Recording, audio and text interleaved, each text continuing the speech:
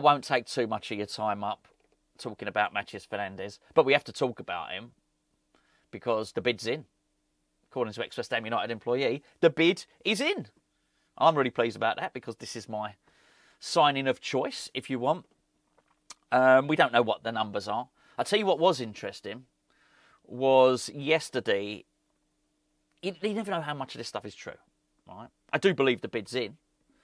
But in terms of the detail, unless you're actually in the room, you're not really going to know, right? We value him, I don't know, we value him at £30 million, right? Something like that. They value him apparently at 50 to 60 million. You'd think that that's quite a difference, that's quite a discrepancy. But if you look at what happened with Mads Hermansen, I think maybe Leicester City valued him at 25 million. We end up paying 15. So, you know, these things are not insurmountable. What I would say about Fernandez, and I like him, really talented player. They signed him for €8 million from Sporting, I believe. He's not a full international. He's played for the under-21s. Very, very talented. I'm sure he will be. But you are still dealing with potential. He's played one season in the Premier League for a relegated club. There's nothing really, I feel, in the market that suggests anyone goes and pays £50 million for that sort of player. So I think they're whistling in the wind on that one. We're not going to go and pay 50, 60 million. Not just that, nobody is going. Nobody is giving Southampton 50, 60 million pound for that player. So I think we all know that is unrealistic. The question is, can we negotiate it down? The leaks from the club suggested negotiations were tough. Here's the interesting thing. The leaks from the club saying negotiations were tough happened before ex-West Ham United employee says the bid's gone in. So were we negotiating before the bid went in? And if so, how does that work? I would have thought a bid is part of the negotiating process.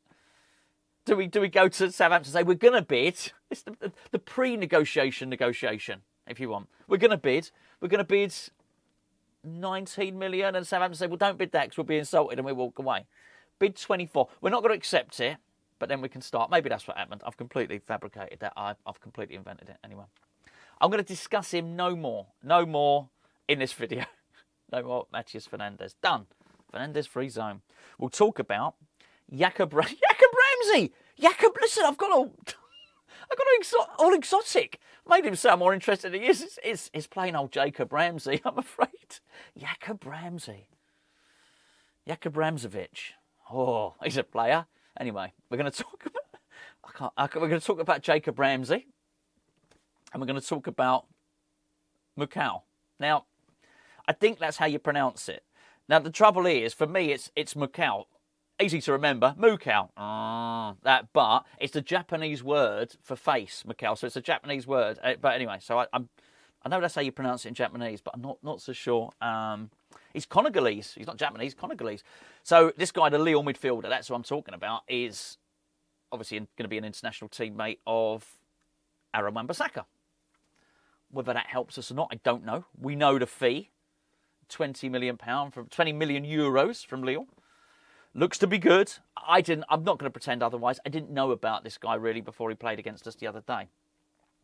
But that's just me. That's just me. Others had pinpointed him. Others had said this to sign it. I believe the Babbling Irons did that, and they appear on our.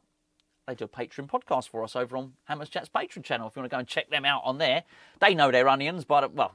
Actually, I don't know how good they are on vegetables. It's vegetables you want, come over here. But they know their football stuff. They crunch the numbers. They know the analytics. They've got they've got the Y-Scout software. Well, so have we at Hammers Chat, but unfortunately when I'm using it, it's all the gear and no idea. These guys know how to use this stuff. So yeah, Macau is known to lots of people. Good player, promising player, and a lot of people have been sort of highlighting him for some time.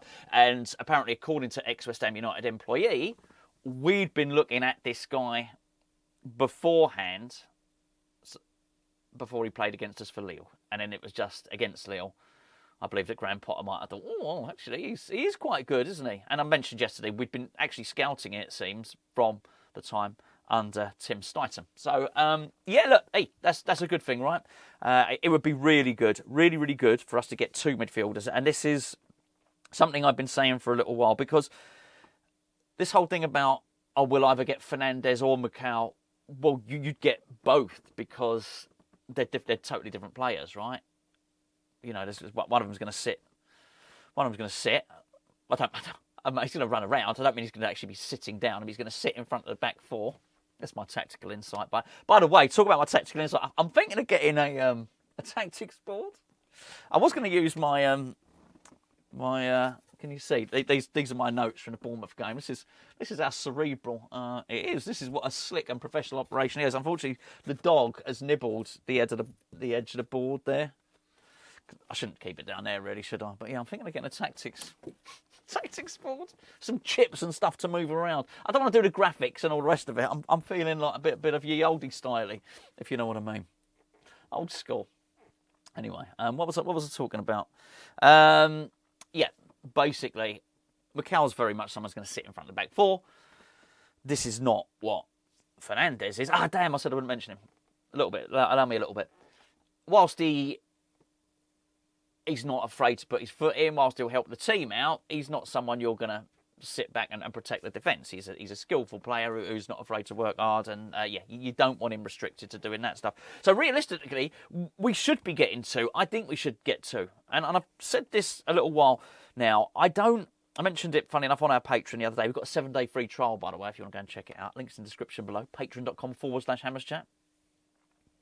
I wouldn't be surprised if it gets to the end of the window and we go low and dirty, if pardon the expression, low and dirty on Juventus for Douglas Luiz. I mean, that would be brilliant. That would be brilliant to get the attacking midfielder, the whatever you want to call it, the box-to-box midfielder, someone a little bit more creative, and someone to sit in front of the back four, 3, 5, whatever we're playing. That would be good. But I think it'd be a loan deal. I would not be surprised about that at all. I think that's more realistic than us going and getting maybe Fernandes and Macau, because that's going to cost a bit of money. And I'm not sure we've got whatever the combined 60 million it might take to get those two, 60 million euros that it might take to get those two. Who knows? But yeah, two midfielders, and I think X has pointed this out as well. I wouldn't be surprised. I think that would almost transform our team. Well, not almost. I think it would. I think that's the problem area. Which brings us on to Jacob Ramsey, of course. Now, The Athletic, David Ornstein, has done an article today saying that we're still bidding for him. We're in the mix, but so are Newcastle. And that's a bit of a problem because he's obviously excited by the Newcastle project. Why wouldn't he be? Why wouldn't he be? I mean, given the choice, if you were an aspirational young footballer, you'd obviously want to join Newcastle rather than us. There's no point in pretending anything different on that. Eddie Howe likes him. He likes Eddie Howe. All very romantic. I'm not sure how much of a chance we've got on this. We've got one ace up our wizard sleeve, and it's Will Salthouse is his agent. But, you know, as I've mentioned on a couple of occasions, we need to start seeing the benefit of this, right? I don't think we'd get both Ramsey and Fernandes, but I do feel our list of targets has shrunk. You're no longer hearing us constantly being linked with different centre forwards. You're no longer hearing us being linked with different midfielders. It seems very localised now. Let's be fair. If Newcastle are genuinely interested in him, we don't stand a chance. And that's not the only roadblock that we're going to encounter there, because apparently Aston Villa want to give Ramsey a new deal. So, yeah, there appear to be two main things going against us there, which is going to be really, really tough. I also think perhaps for that deal, we'd have to persuade him. It might come late in the window. But it's very different to he who should not be mentioned that I spoke about at the start of the video. Not Voldemort, Matias Fernandez. Southampton know they're going to sell him. They want to sell him. He was substitute against Wrexham. Southampton beat Wrexham in the first championship game. He was on the bench, so they know they're going to sell him. We don't have to convince Southampton to sell that player. So if we came up with the money, we'd sign him tomorrow, if we agreed terms. as long as the player was willing to join us. And I think he would. You hear that he wants to sign...